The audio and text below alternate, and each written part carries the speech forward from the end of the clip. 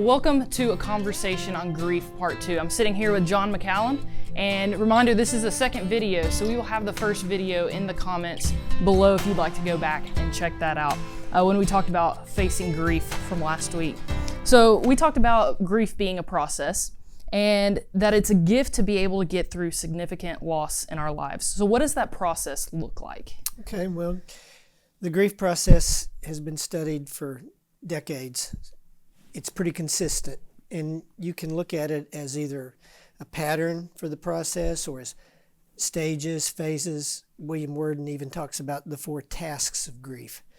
I like Walter Wangerin's pattern of grief, where he describes it as 4 essential steps in the pattern to process grief. The first one is shock. When, even if you knew it was coming, it's still shocking when it gets here. But some people, of course, deal with sudden death, and so the nature of the death has a lot to do with how long a person might be living in the shock phase. The next phase is wrestling with the angel. That's where there's denial, there's arguing with God. That's where anger might bubble up, or guilt or self-reproach, any of those things, whether it's anger turned outward at a doctor or at a hospital or at the deceased, or whether it's anger turned inward in guilt and self-reproach. I wish I'd have done that. Why didn't I do this? We never got to have that conversation. But you just wrestle that out within yourself in prayer, maybe with others. If you're smart, you'll talk to somebody as well as God. And then the next, once you get through that kind of agitated wrestling stage, is sadness only. You begin to feel the full weight of the loss, and not just feel it, the weight of it. You begin to process what you've lost, the meaning of the loss. And that is sad. Yeah. That's where you recognize that she's not coming back, and he's not coming back, and you have to learn how to live your life without their presence in it. And so you might be depressed. It might even move to almost despair and hopelessness. That's normal. Those things are natural. Don't get too alarmed unless you get stuck there. But once you work your way through that, which, depending on the nature of the loss and how close the person was and how much you had them in your life, is going to depend on how long that phase might be. Then you move to resurrection phase, where the grass begins to look greener and the sky bluer, and you just feel a little better. You feel like a load is being lifted, and you're willing to start thinking about how to reorganize your life outside of that person's presence. So you even start thinking future instead of just kind of focusing on what you lost. You start beginning to give more attention to what are the next steps for my future in life without that person. Yeah, so everyone's going to go through that grieving process at some point. Correct. And so is that going to look the same for every person? No, it'll be different. The essential process is pretty much the same. Okay. Like I said, it's been studied for years, documented for years. So the essential process, those kinds of emotional waves are a part of it. Right. But depending on the nature of the loss, like if it's somebody you deal with every day of your life, they leave a big hole. Absolutely. If somebody who did a lot of things for you and now you have to learn how to do those things yourself, all of that might prolong the process. 18 months to 2 years seems to be what most psychiatrists, psychologists say would be a reasonably normal, healthy term of grief. Some will process it sooner, right. Like if the person you loved them, but they weren't so much an everyday part of your life, or if their suffering was such that when they finally died, it was relief and release, and right. and you did so much of your grieving before they even died, it won't take you quite as long. But the key thing when you're grieving is don't look at a calendar. Yeah. Okay, I got this month over, good. 17 more months to go. Right. You just deal with what you're dealing with. Process what you're feeling. Are you wrestling it out? Is it the sadness? And sometimes you think, I think I'm almost through. I think I'm finally starting to feel a little better. Maybe the sadness is lifting, and then all of a sudden you find something happens and you find yourself wrestling it out again. Yeah. So you go through it, but it's not a straight linear shot. You may revisit some various phases that you've been through. Usually, when you revisit, it's not as long as it was originally. Yes. But it's not unusual. It's pretty normal. So it's normal to go one step forward and maybe take a couple steps Mm-hmm. back here and there. Mm-hmm. Yeah. Once you get past the shock, you're generally past the shock. Right. But the other phases do sometimes run together. So last week and even in your workshop this past week, you made this statement, grief is going to work you, so you need to work your grief. What does that mean, and how would someone go about doing that? Well, grief is going to work you because there's a lot of it over which you have no control. I mean, can you control your emotions? I mean, even if you're not grieving, sometimes you just watch, like an AT&T commercial, those commercials with dogs and old people that call somebody, it's like, oh, you didn't plan on crying. But we don't control or the things that might make you mad in an instant. You don't always control that. So we can't control grief. We can't speak to it in a way that says, okay, quit being sad. Oh, okay, I'm fixed. I wish I had said that to myself 3 months ago. Right. It's going to work you. You're going to have to deal with the emotions.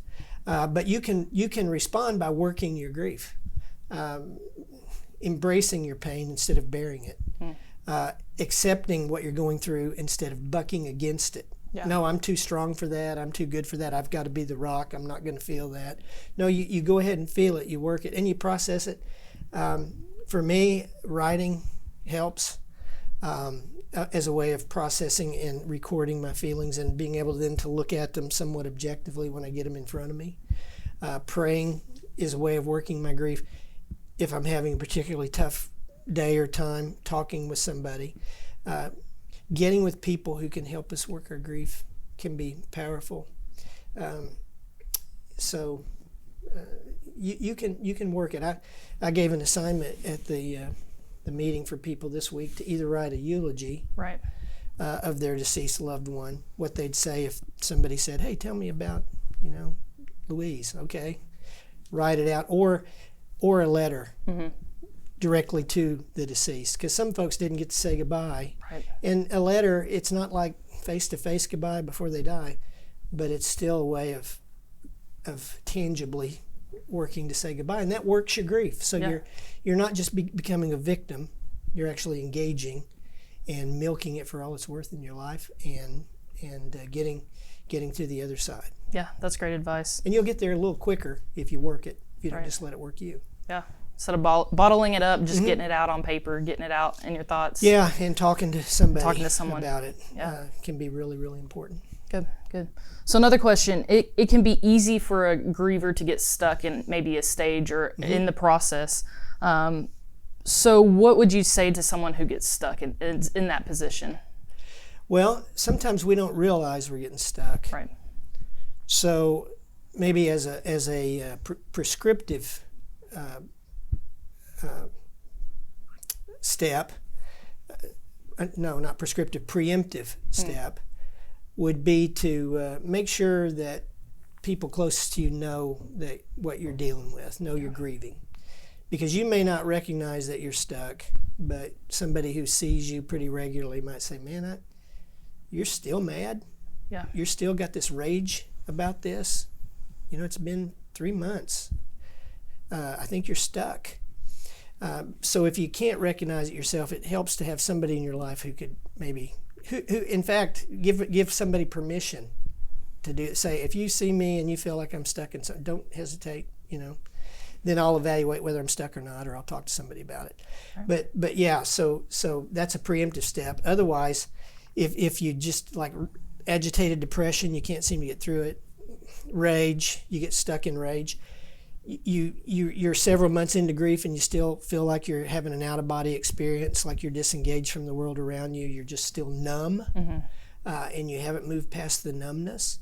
Those are things that's where grief can go pathological and can not just make you not just grieving, but sick, emotionally, physically sick.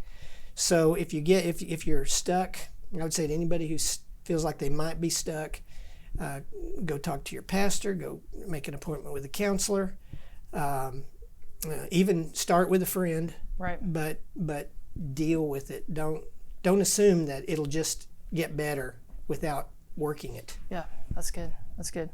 Well, if there is one encouraging thing that you could say to the griever watching this video right now, what would it be? Okay, I think I would say you're not in it alone. It feels alone. And there is a measure of your grief that you have to do alone because it's your grief. You had your own relationship with the person, and so you will grieve what you've lost. But you're not alone. There are people around you, there are friends that you have who would love to be of support to you if you'll let them in. So I would say, think about, who could I let in to my grief? Doesn't mean you have to talk about it every day or every week, but who would I give permission to just ask me once in a while, how are you doing? Not the how are you doing where you're just going to say fine, but somebody who won't let you get away with that. Somebody will say, no, tell me, how's your grief going? So I would say that's one thing I would say. And the other thing I'd remind you, and you're not alone, is if you know Jesus, Jesus is with you. You do not grieve alone. He is a man of sorrows, the Bible says, acquainted with grief. He understands, and he is with you in this. He's with you when you can't feel him. He's with you when he seems a million miles away.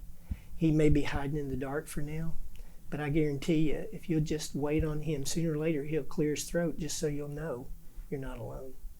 So I would encourage you to take some steps like that. Good, good.